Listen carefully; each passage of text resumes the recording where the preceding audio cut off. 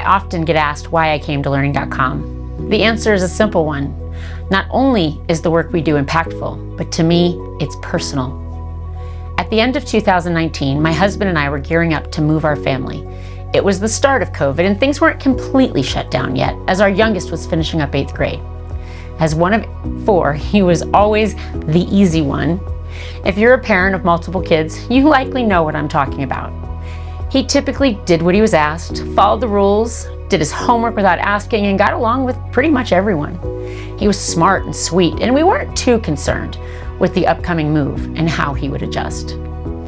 As COVID went into major shutdown by March and the schools went fully remote, well, we made sure our kids had the space to do their schoolwork while we balanced the demands of our jobs and the upcoming move. At first, the changes were small. Our youngest would struggle to stay engaged with the online lessons, and he was severely missed his friends, but we figured once school finished, he would be okay. Over the next few months, as everyone continued to be isolated and we transitioned to a new home in a new state, we noticed our youngest son started to withdraw more from us and from the typical things he enjoyed. We asked him, but he said it was nothing. He was on his phone a lot more, and with all the changes, to be honest, we'd loosened up some of the rules about how much he could be on his devices. But we kept a close eye on what he downloaded and used, and he was really only allowed to use his devices in family shared spaces. As we prepared to start the new school year, it was clear something wasn't right. We chalked it up to nerves of the new school, starting high school and not happy about being remote. But that's when things started getting bad. He seemed to make a few new friends at school, despite being remote, but was spending more and more time online with his phone and his computer. Our typical self-driven, straight-A student stopped doing his schoolwork and started spending more time with his phone. Well, we did what most parents would do. We took the phone away unless his grades went up. Well, that's when things went from bad to worse. He continued to spiral over the next few weeks and months, and while we saw what was going on, we couldn't figure out the cause or what to do. He was failing every class, shutting us out completely, and when he did have his phone, we could hear him telling his new friends about his horrible parents. We were at a complete loss. This happy, bright kid spiraled so quickly into a person who was angry at us all the time, failing out of school and disconnecting from everything and everyone. And soon we found out he'd even started cutting. It was our worst nightmare, but then it got worse. In October, he attempted suicide. And before we could get him the help he needed, he attempted one more time. Let me stop here and quickly share that he's now doing great, thriving, and is graduating high school this month. And we are so thankful every day for where he is now. But the next 18 months of that journey were very challenging, and we learned so much that honestly we wish we had known before.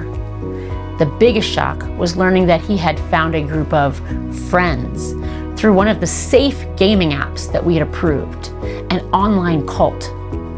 This group made him feel connected and seen online when he became lost in kind of really the real world. They actively told him that his parents were out to get him, that he couldn't trust us, and used everything we did and said to turn him against us. As he became further disconnected from us and the real world, these friends filled his head with hate and negativity about the world, giving him so little hope and reason to live. I don't tell you this story for sympathy, and it's really easy to say, I would do better as a parent, and I would make sure that wouldn't happen. And honestly, I really hope that's true. But the reality is, we are not doing enough to protect our kids against the dangers of technology. It's not a coincidence that the teen mental health epidemic started to rise in 2008 with the introduction of the iPhone and social media sites. Last year, even the Surgeon General issued a mental health advisory about the effects of social media use on our youth's mental health. Before social media and the internet, schools and parents spent a lot of energy focused on helping kids navigate the dangers of our world. Who remembers stranger danger and this is your brain and this is your brain on drugs? But we didn't understand the power of the online world and failed to protect our kids against it. As parents, educators, and humans, we have an obligation to teach our kids how to live safely in the world of technology. Taking their devices away won't solve the problem, but teaching them how to create a healthy relationship with that technology is essential and marks the starting point to preventing future mental health challenges.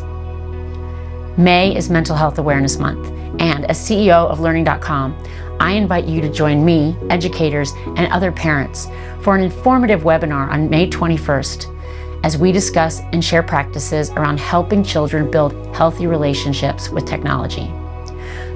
As the CEO for Learning.com, I encourage educators, parents, and the community to support the conversations around helping students create a healthy relationship with technology. Together, we can make a difference.